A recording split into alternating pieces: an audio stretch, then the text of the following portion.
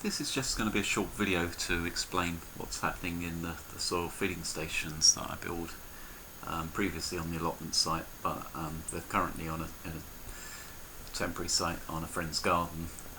It's a kind of quick garden makeover. They're going to put the house on the market and downsize, and they wanted a sort of plants to use just to get some nice photos for the estate agents, and also when they're viewing the garden have a little bit more presentable and have a bit more interest and diversity in the garden. So it's helped me because I've found a place where I can temporarily move all the plants, get them off the allotment site over a short period of time, and then eventually these containers contain sedums which I'm propagating from. The plants there are going to be using green roofs and community gardens, and what I want to do is set some of these ideas up as a sort of smaller demonstration that community gardens and other allotments possibly, and anyone on the group who's interested, who would benefit and who genuinely have an interest in terms of replicating some of these ideas, give them a chance to try them out. So in a way I'd be sort of downsizing a little bit from the allotment, but when I built these things initially I was really looking to have more of a demonstration site. I wanted to encourage others to compost and use recycled materials and reclaimed materials, waste materials, and then get involved in community composting groups, taking kitchen waste from I don't know, cafes, coffee shops, neighbours and things like that, and then really helping to educate people, show you can use waste materials and create an incredible fertile haven and a real sort of wildlife sanctuary as well. So it's of interest to me. I had a chance to try these things out. I thoroughly enjoyed it. It was hard work, but the reward was immeasurable compared to the amount of time I put in. Obviously the worms are working there every day of the year, every hour, material's being broken down and it's producing plants. And over the last couple of weeks I divided some of these plants, and now almost 2 weeks later they're the same size as they were before I divided them, so it's almost like exponential sort of growth. So it's brilliant if you can kind of set one of these things up, get it really working, get a really nice community.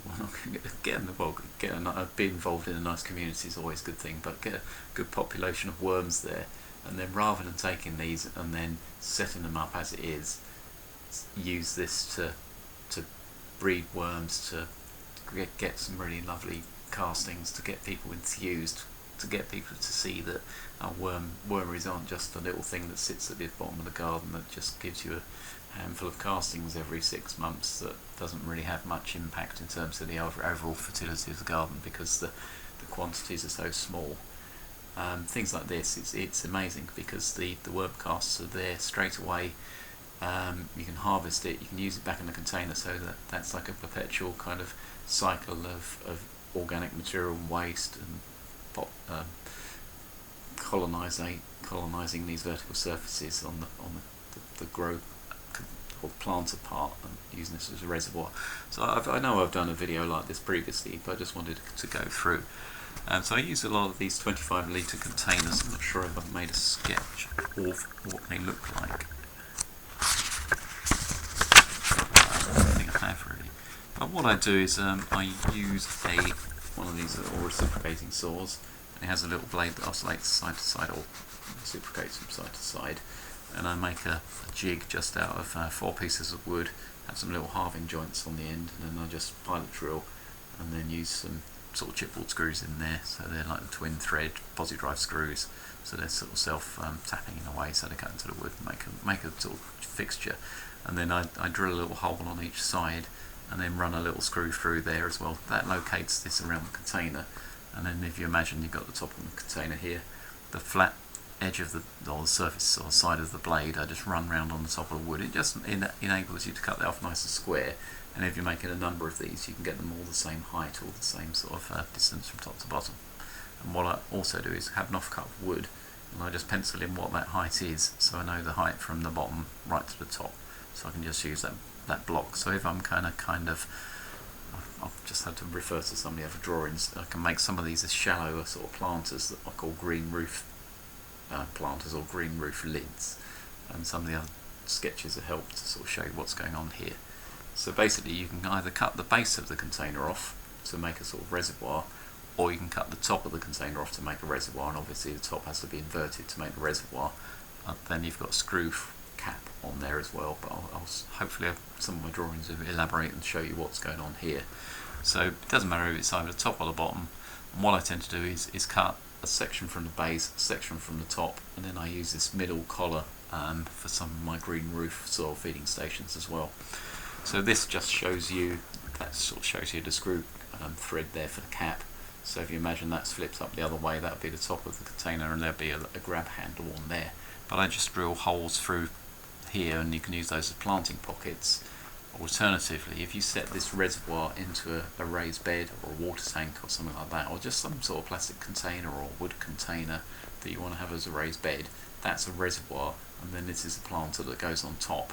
And these holes allow the worms to sort of move in and out, and what you can do, you can either have that as just as a container, or you can have this as a shallow one and another one of these containers on top as a planter, and then the one underneath would be the sort of soil feeding station. So you're feeding sort of soil above in the planter and also the surrounding soil in the container. But what I've been doing is tending to use lots of wood chip and kitchen waste in the soil feeding station, nice compost in another one of these that sits on top, and if this was in a container like a galvanised water tank with a drain in the base so it doesn't fill up with water, I just use scrap timber, offcuts, logs and things around the outside, build up loads and loads of hugelkultur, and then just a sort of a top dressing of soil, and then grow things like mints and green manures, and just sort of a kind of quick growing plant that you can use as a sort of green manure to feed that, to build up the compost to actually grow produce in this. But having a reservoir in there is brilliant, because I'll go through some of the other drawings and it shows you exactly what's going on.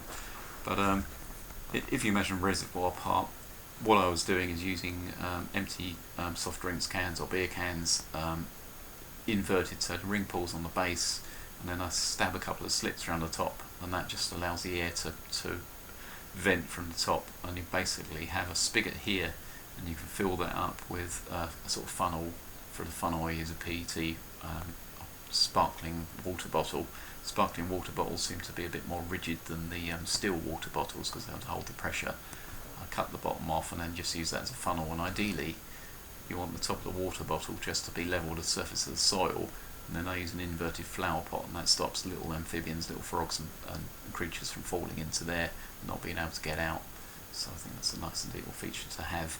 But if you imagine there's a sort of cluster of drinks cans on this reservoir container, and then this just shows you a sort of subfloor, which was a reclaimed perspex acrylics subfloor, so just holes drilled in it, cut out, and then rather than cans on this one I was just showing just that you can use offcuts of wood, and then in the centre that was a PET, clear PET drinks bottle, and I had corrugated cardboard and old cotton t-shirts and fabric wrapped around like a sort of Swiss roll, and I call that a wicking tube.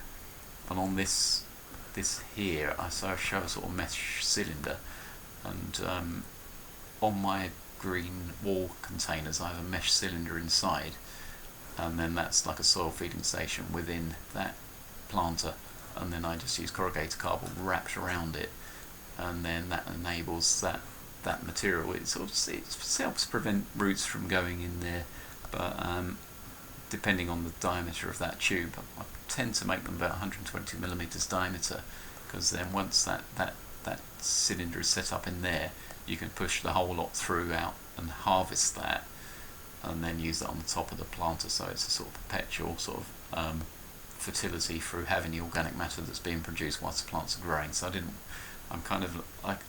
I'm warming towards the idea of having a sort of containerised system that produces enough compost for that container, rather than having big raised beds where you have to have a great big compost sort of system set up. I think these containers within bigger planters or bigger containers, this as a soil feeding station is a nice way to replenish the nutrients that are lost through the growing season in that bigger container. But all my ideas are sort of triangling out these ideas, and I think there's a lot of interest, and the people I've spoken to who have shown an inkling of interest in sort of soil life, soil microorganisms, and building soil, and really sort of helping to transform a growing sort of space. Some of the ideas are really quite fascinating, and I think it's an amazing thing that the people come along to this and they sort of think that, and they can actually see what's happening in real time, and see what a huge population of worms and soil life and wood lice you've got in basically a plant pot, which is quite incredible. And these are big plant pots, they're sort of 25 litres and they're stacked. But so that's the sort of wicking tube, hugelkultur, sort of capillary action through here, reclaimed material, so you're not using virgin grade materials, so it's all stuff that would have been destined for recycling, which you're reusing. And what I like about using materials that have been taken from a recycling sort of stream is if you've got the option of using this material at the end of its lifespan, if that breaks, I don't see why it would break, but if someone mistreats it or whatever, you can kind of clean these materials up and then put them back into that recycling stream as well, so that's not going to go in landfill. And one of the most heartbreaking parts about when I kind of lost the allotment plot, and I don't feel too bad about it because I've made some amazing friends, and those people have been dedicated so much time and so much physical labour and so much effort. It's just been a kind of amazing, really. I'm kind of bowled over by that, and I think the people that have shown an interest in this can see what I'm doing. My friend who I shared the allotment plot with, I mean, we're better friends now than we were when we were sort of sharing the plot, because we've had more contact, and she's got more of an awareness of what's happening. And the friend that came down to the allotment, he sort of called it like soil archaeology, because he's going through these things and learning and sort of like lifting the lids and seeing all these worms and all the wood lice and all the detritivores that are working this stuff through, and seeing how it sinks down, and you can kind of replenish that material with kitchen waste. So he was really fascinating. I think if anyone that's interested in the natural world and the sort of food chain and the sort of food cycle and the soil sort of food cycle as well, the sort of food web is kind of fascinating. And if you don't really understand what's going on here, then you're not going to understand any kind of elements of how the natural world operates, because this is all the recyclers that are recycling all the waste animals, all the animal feces, all the dead plants, all the organic matter. And that organic matter is the same organic matter that every other, for billions of years, all those microorganisms, all those lions and tigers and velociraptors and all those incredible creatures through the millennia are all made out of the same building blocks and the same carbon and the same nitrogen. It just goes round and round and round. And if you didn't have all that soil life, then life on Earth would literally just grind to a halt, and grind to a halt within 12 months. It's bizarre. It really is bizarre, because you need those organisms to feed the plants, and unless you're going to just rely on artificial fertilizers, and you're not going to have the diversity of micronutrients in the soil, because I certainly don't understand about all those little trace elements and what those plants use, how they use it. The soil scientists still don't really understand what goes on. People like David Attenborough will kind of say that, I mean, the soil life is such an incredibly developed, perfected interaction, a sort of between fungi, bacteria, molds, microbes, microscopic life, single-celled kind of organisms, just so you can grow tomatoes, so you can grow food, so all the mammals and everything else that's living can kind of go on and feed on that. So there's so much happening on there, and like a teaspoon of soil, there's so much potential life, and so many soils are just devoid of all that life. And if you haven't got the life right at the bottom of the food chain, then you don't have anything going on. You don't have all the predators and all the things that it consume, those little microorganisms and the fungi and the worms, and then the wildlife that eats worms, the hedgehogs, the frogs, the toads, the jays, the crows, the magpies, the woodpeckers, the beautiful oak trees that are all dependent on all this organic matter. So it's a whole huge food chain. And unfortunately, in the UK, most of our natural predators have all been brought to extinction by habitat loss, overpopulation, and horrible. Well, okay, I'm going off a tangent, but yeah, I mean, foxes are hunted, badgers are hunted, rabbits are hunted, birds of prey are shot as pests. So pretty much every single predatory species we've got is just persecuted and brought to extinction, and we have to just try and change people's attitudes that we actually share the planet with these animals, and these animals were here before we were here. We need to learn to live a sort of sustainable way or find a sustainable way of living. So I mean, I'm not going to change the world, but I can poke people in the right direction, keep poking them and say, yeah, there's something in this, have a look at this, and hopefully if I can kind of work on this and bring it into schools and grow produce, grow amazing, sweet, delicious produce the kids can eat and go, actually there's something quite cool about doing this. I didn't spend money, that was all free, that was happening. And especially with like the Green Flag Eco Award, if I can raise the profile of the school through doing things like this, the school senior management benefits, so there's an incentive to actually think, oh, this is good, we should do more of this. And if you can do it on a small scale, if this works and you can grow 2 tomato plants or 5 sunflower plants and have amazing produce, and then have sunflower seeds, and then you can feed birds, and you can observe birds, and then you can build bird houses, and then you can sort of see them actually interacting and eating the pests, and then you sort of think, yeah, there's something immensely educational about this, and I'm certainly learning every day. And I really like that analogy of my friend who was taking some of these apart, and he sort of said it was like soil archaeology, because he was looking through all these layers, and it's like archaeology on sort of fast forward, because you've got so much organic matter that's being added. So it's kind of a bit like finding Roman finds. You don't find them on the surface, you find them 6-10 feet down, because all that organic matter is being circulated around on the surface, and anything that's got some weight behind it that isn't biodegradable is just sinking down. So every time a worm goes past under that, makes a tunnel, makes an airway, that compacts down, drops down. So it is almost like a kind of sinking ship, so it's like the Titanic. So that will actually gradually gravitate down all those layers and then end up through the sort of subsoil where there isn't the organic matter and the activity, and it just sit there.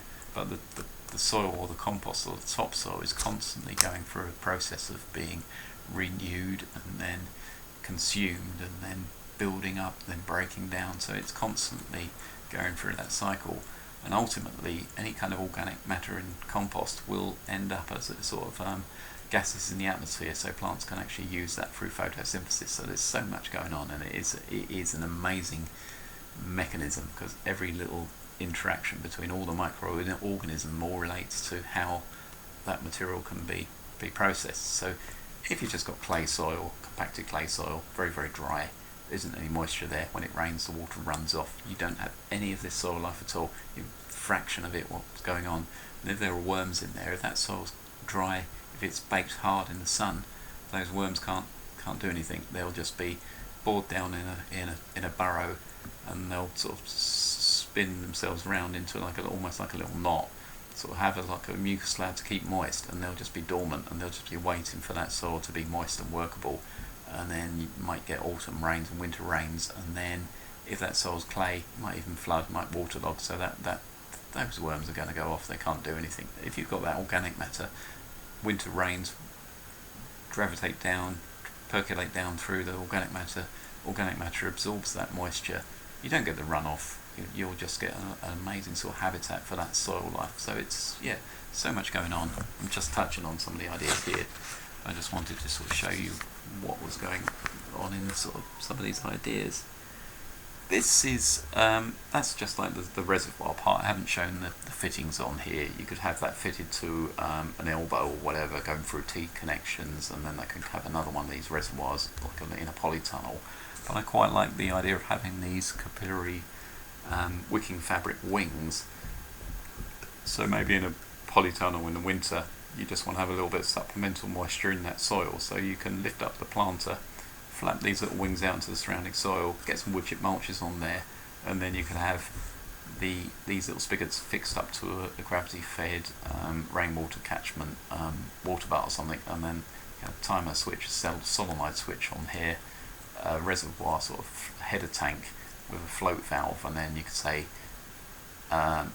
every Wednesday and every Saturday morning it's going to have valves going to open for 4 hours, and it'll fill up that reservoir, and that reservoir goes on to fill up all these little reservoirs, and then that's shut off when it's sort of filled up the reservoir, and then the timer switch off, and then that moisture will gradually wick out into the surrounding soil and just provide a little bit of moisture, just keep the organic or the detritive oils, keep them happy, keep them a little bit of air, a bit of more moisture, a bit of warmth in the polytunnel, and they'll be working all year, and they'll be breaking down all those mulches, and you'll be building soil every kind of day of the year, rather than just having to add compost and finally it dries out because there's no rainwater percolating down onto the soil because it's under polythene. So I'll just skip through these. I've shown these before. That was some of these soil feeding stations under paths using those same 25 litre containers. These are absolutely awesome. And the nice thing about these is they're 25 litres, so the heaviest they're going to get is around about 25 kilos, so they're manageable. You can literally put your fingers through here, hoik that out, and just use that compost that I cast on the mulch, put it back in, fresh organic matter, and that'll break down. So it gradually sinks down, but through the year I kind of take that material out as it's sunk down, put it into this one, put more new material in there. And if you've got a compost bin, if the compost bin's full, you're going to get loads of compost. If it's only down here, you're going to get great compost, but you're only going to get a little bit of it. So try and keep all these systems filled up to the top. And the nice thing about these is you can take the material from one end, put it into this one. This one's the oldest material, and you can put new material in here. So when you come to harvest, you're only going to be harvesting the old stuff, and then you can move the new stuff along. So you know that side of the bed is going to have really nice stuff. That's going to be kind of wood chippy and fresh. So that's that. A bit of a tangent. But this is something different. So I'm just showing there, that's like a galvanised watering tank. I've shown a feeding station underneath the reservoir and then a planter on top. So this is just a means of taking a big deep water tank and then only having to have compost in the top layer in this sort of planter, but also having the opportunity of being able to lift that soil feeding station out from that container and then use that material on top and then put fresh material in underneath. So if you had a big water tank, you could have 2 or 3 of these with a wicking fabric, and then that would irrigate that whole container, and then you'd have to have a little filler coming up to the funnel made from the PET water bottle, and then you can know once the water in that spigot is right up to the top, you know that reservoir's full, and that just enables you to really give those plants some really nice water, but it's what's called sub-irrigation, so you're not watering on top where it's going to evaporate, you're watering it in that root zone, so those roots are going to get all that moisture, and then you've got the capillary action that circulates the water between the reservoir and the planter, and also the surrounding soil. It just creates a little bit of moisture, so there'll be loads more worms in here. If that's just dried out, if you watered it, the water would tend to drain through, and then the plants, if they're shallow rooting plants, they wouldn't get the benefit of that water, but this is keeping it around and circulating around. The water it's not like a automatic watering system, this isn't plumbed in or anything, so this is just a little bit of water, but every time you get a gallon of water, that's filling up, so the water's being accessible as opposed to draining down. I use the sort of galvanised watering tanks. Often they have a little outlet on here. I tend to leave that open, so you're going to get a bit of standing water in the bottom, a couple of inches as well, but if there's loads of logs and things, those logs will absorb that moisture as well, so it just makes it's a bit of hugelculture as well, where you're using sort of woody materials low down, and then gradually getting finer and finer compost, so woody materials, twiggy materials, then kind of kitchen waste, then cardboard, then shredded cardboard, then heavy mulch, then maybe some topsoil, then some nice compost, and then top dressing with worm casts. And if you're not planting into this, you could just put wood chip on top just to hold in the moisture as well. So that just shows you the 25 litre container. Just gives you an idea. It's like a kind of jerry can. And you chop the top off, chop the bottom off. These make green roof planters, and the middle part is a little soil feeding station for my green roof soil feeding stations. That was the idea of having some sort of method of using worms in a chicken run underneath a mesh sort of subfloor, just to circulate materials around and have a sort of harvesting container, so you could you having the loads of worm activity in the chicken run, and then that sort of being transferred into this as well. So I had ideas for having these inside a chicken run fenced off, so you could have green manures actually growing, so the chickens could eat the green manure, and then as they peck around they can replenish that material with the kind of chicken run bedding when they sort of kick it in there. So it's quite a nice idea. It worked for well, but then the people who we were looking after the chickens for, they turned into arseholes, and that was the end of that story. But it was a bit of a learning curve. One of the learning curves is that some people aren't very nice people, some people incredible people, and you want to spend time with them. Other people are just users and abusers. So that was the idea of chicken run, with a little sort of subfloor made out of mesh, and then all the worm habitat underneath. So the idea was that all the material and all the urine and feces from the chickens sort of goes through that mesh. You've got a nice layer of bedding here, but then you've got that mesh as a sort of barrier between the chickens, so the chickens can't eat the worms, but the worms can eat the chicken poops, and then you can cycle it through. But I don't know, it's a thing, but I don't know if it's a good thing because I didn't really try it long enough. But I think the idea is good, but maybe it just needs a bit more testing. So this one shows you the reservoir, the drinks cans as a sort of subfloor. I'm tending to favour using offcuts of timber rather than cans, because those cans aren't going to do anything other than fill up with worm casts and be wet. They're accessible because they're just a chuck out or waste material, but obviously if you can find softwood, hardwood offcuts, cut them to the same length as the can, and then over time those bits of wood can be used as a mulch as well, so you're actually getting something extra. The cans are just taking up a little bit of space, so the cans support the subfloor. So the idea is the water, when you irrigate, it fills up to a certain level, it drains out, and then you've got a subfloor, so there's a little bit of air, so you haven't got water up to here, so that planter isn't standing in standing water, it's just standing on the surface, and it's the surface that the capillary matting is wicking. And then what I found is the wicking fabric tends to wick around about 300 millimeters, so around about a foot or 12 inches.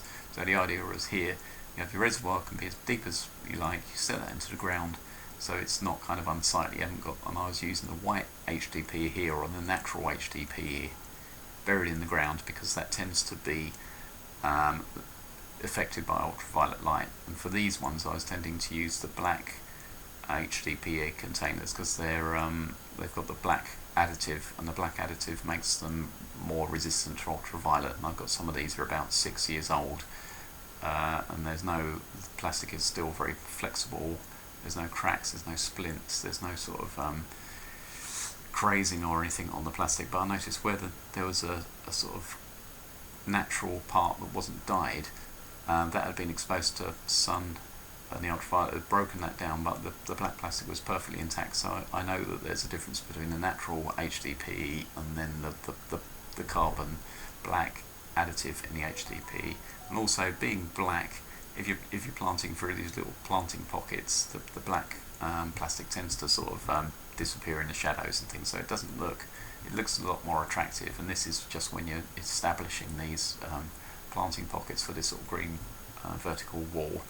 But what I found is, because the capillary action only really works effectively for about 300 millimeters, I was using a second reservoir and then a second planter, and then for the taller ones I was using a third reservoir, and then on the top it's just like a green roof lid, so that's the base of one of these containers, and then, or you could be the top, you could have the handle bit and then the hole. But what I've done here, this is the base of the container, so there's no screw cap on here, so I've got a hole here, a little electrical grommet, 25mm grommet, and I think you can get a packet of those for about £10 or less, and you get 100 of those, and it's a bit of a squeeze to get the 21.5mm PVC pipe through there, but it's a good seal, and when I was doing it, I found a little bit of washing up liquid helped as a sort of lubricant, and it takes a bit of time, but once they're in there, these are perfectly watertight. The only thing is, what I noticed is some of the ones that I'd had that were very old, some had splits in here from when they were stacked, but the ones that are buried under the, well, I have wood chip up to these, so they're not exposed to ultraviolet. They've been good for about eight years or something like that. These ones I tend to use the HDP, but on here I'm showing this is supposed to be the top of the can, so on this one you'd have the handle underneath, and then I use a similar grommet, but I drill a hole in the centre of the screw cap, and then I put the screw cap on nice and tight, and sometimes I might use a bit of plumber's sort of silicone on there just as a sort of backup as well. But on, if you imagine that's a bit of pipe, the pipe length defines where the overflow is, but on here I've got an upturned drinks can. I've cut a circular hole in the top of the can that sits over there like a little filter, and I just use a sharp knife just to punch maybe 3 or 5 holes around the top, just little slits, not actually down in the top or down the bottom of the can, but in the sides, so then that just allows any water to sort of drain through. And I'll also I'll drill holes in these and plant plants into these holes as well. But surprisingly, what I've found is if you take this container off, so the reservoir's open, you've got the subfloor there, I'll put a layer of wood chips and kitchen waste on there, and then I'll actually get rooted cuttings, and I'll put those so they're standing on top of that wood chip. And because the moisture's there, those plants are being irrigated, and I thought those plants would tend to root into that really wet soil and the roots would rot off, but they're only growing in where they've got the aeration in the substrate, so they do really, really well. And likewise, so if you can imagine, you've got planting holes here, here, here, here, and here on the sides, but you've got planting hole, big pipe hole, planting hole, but you can also make cuttings around that line between the two, around the top here, there, there, there, and there as well. So if you've got plants coming out here, they're going to sort of soften all this plastic, and it's after 18 months that's just going to be almost like kind of living sort of hedge, but it's actual soil feeding stations and loads of organic matter that you're building at the same time. But it's a brilliant way of hiding ugly walls or ugly water butts, or even as a retaining wall for a raised bed. I think there's a lot of potential in this sort of concept, and I'm using reclaimed material, so it's easy to do, or cheap to do. I wouldn't say easy to do because everything takes effort, but you get a lot of reward for that initial effort, and the plastic lasts for years as well. And then that just shows you one of these green roof similar system, but with irrigation trays, capillary matting, hugelkultur, and these are like kind of green roof lids, and these are the collars that are cut from the centre of the can, so that's the base of the can or container, and then the top of the container makes the other reservoir. So really interesting ideas, and they work well. And what's interesting, it shows you just through the real periods of drought, these work really well. This was just showing you a reservoir as a sort of method of making sure you got this offcuts of logs and things and woody material that's hard to break down. You're basically standing that in water, using the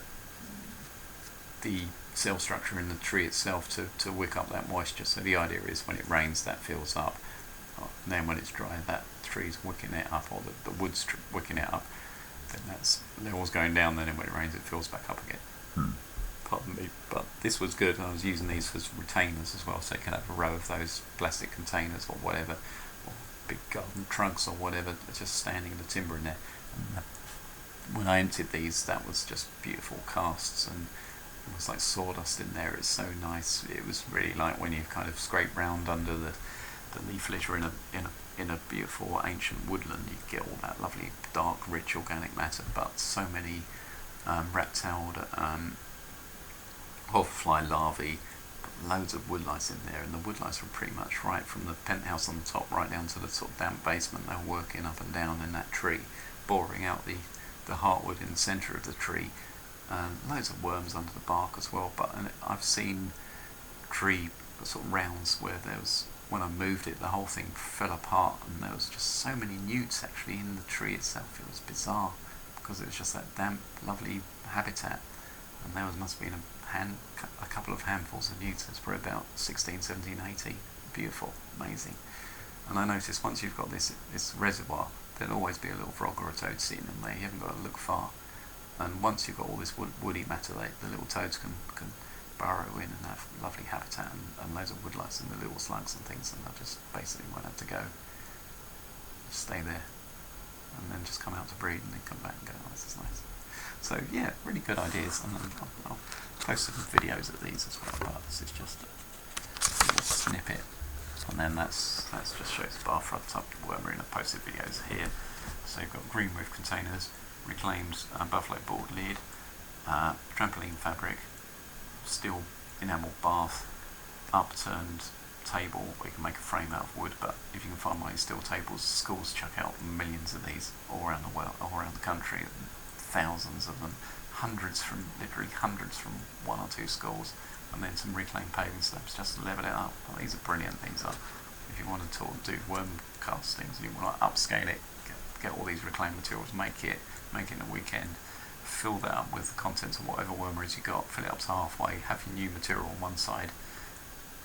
Worms will migrate into that material as they consume up the organic matter in there, turn that into casts, and then they'll move into this, and then you'll take those castings out. But they're not massive. It's surprising. Maybe 250, 300 litres maximum, but with these things as well, obviously the level reduces as it breaks down, so the total capacity might be 250 litres, but you'll probably get about 200 litres of worm casts. But what I was doing is using capillary wicking trays underneath, taking the leachate that runs through to feed sort of non-edible plants here, ground covers and things like that, plants that thrive in low light levels, but also using the top surface for growing plants as well. And also, because this is table height, you can use that as a workbench, potting bench as well. So it's gives you this surface to use, that surface to use, the worm castings, and then capillary irrigation tray. And you can even have soil feeding stations underneath. So you'd have that level, that level, that level, that level, that level, all on the same plate area as just the maybe 1.7 metre by 750mm bathtub, so there's loads going on. And also with the slats as well, these aren't watertight, so it's not like covered in a tarp. When it rains, the water percolates through here, percolates through all that cast, and then those nutrients will benefit the plants growing underneath. So really good. What I also found is you could completely fill this area with logs and hugelkultur and off-cut wood, and actually bank material up its sides as well, because then what I found is that all the earthworms will work through there, and they've actually got access into that bath as well. So there's so much more soil interaction, because otherwise the whole thing's suspended away from that. So it's nice to have some sort of path where worms can transit from inside here to the surroundings. So imagine if that was left for 18 months and you didn't feed, there's no food for those worms that are going to go elsewhere.